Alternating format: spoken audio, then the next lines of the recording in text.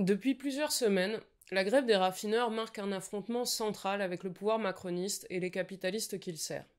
Et au cœur de cette séquence, la multinationale Total Energy qui exploite ses salariés et les consommateurs autant qu'elle contribue à ruiner la planète. Tout le symbole du monde de Macron dont on ne veut plus. Si la lutte des raffineurs gêne de fait la vie quotidienne de millions de personnes, la colère, elle, se tourne majoritairement contre les vrais responsables de la situation. Les multinationales au profit faramineux et les politiques qui veulent se montrer forts avec celles et ceux qu'ils pensent faibles et faibles avec les forts. Macron et ses amis préfèrent menacer les salariés des raffineries qui se battent pour un rattrapage conséquent des salaires face à l'explosion des prix. Il a procédé d'ailleurs à des réquisitions chez Total ou Exxon, et ça, c'est une véritable atteinte au droit de grève, inacceptable.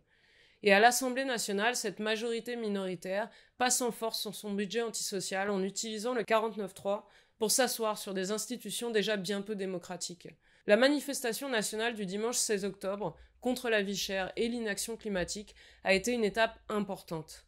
Réunissant des dizaines de milliers de manifestantes à Paris et un large panel d'organisations de la gauche sociale et politique. Et cette marche, elle a constitué un encouragement important pour les travailleurs des raffineries, mais aussi pour toutes et tous les salariés de secteurs en lutte, que ce soit dans les centrales nucléaires, dans les grandes enseignes du commerce, dans l'automobile, etc. Les réquisitions mises en œuvre par ce gouvernement ont véritablement mis le feu aux poudres. En réponse, la journée de mobilisation de ce mardi 18 octobre a été marquée par 150 manifestations et la grève dans différents secteurs mobilisés, que ce soit dans l'éducation, dans l'énergie ou dans les transports. Au-delà de la solidarité nécessaire avec les raffineurs qui sont à la pointe de cette mobilisation, l'enjeu de cette journée, c'était bien de rassembler dans la lutte le maximum de salariés qui étaient prêts à se battre pour le partage des richesses, pour des augmentations importantes de salaire et pour l'indexation des revenus sur les prix. Continuer la lutte, c'est créer les conditions permettant de construire un mouvement de grève générale qui réunit les travailleurs du public comme du privé. Et c'est ça qui est sur la table aujourd'hui.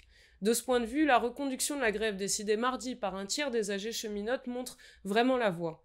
Battre le fer tant qu'il est chaud, se réunir partout pour discuter et décider des suites est un impératif pour pousser notre avantage. La fragilité dont fait preuve ce pouvoir doit également nous servir à avancer des perspectives politiques. Il y a urgence à sortir du train-train, à débattre, à regrouper les forces militantes et à commencer par celles et ceux qui défendent la transformation révolutionnaire de cette société. Une gauche de combat, liée aux mobilisations, utile pour la lutte des classes et pour la rupture avec le capitalisme. C'est une nécessité aujourd'hui pour notre camp social. Alors pour nos salaires, contre Macron, notre 49.3, c'est la mobilisation générale.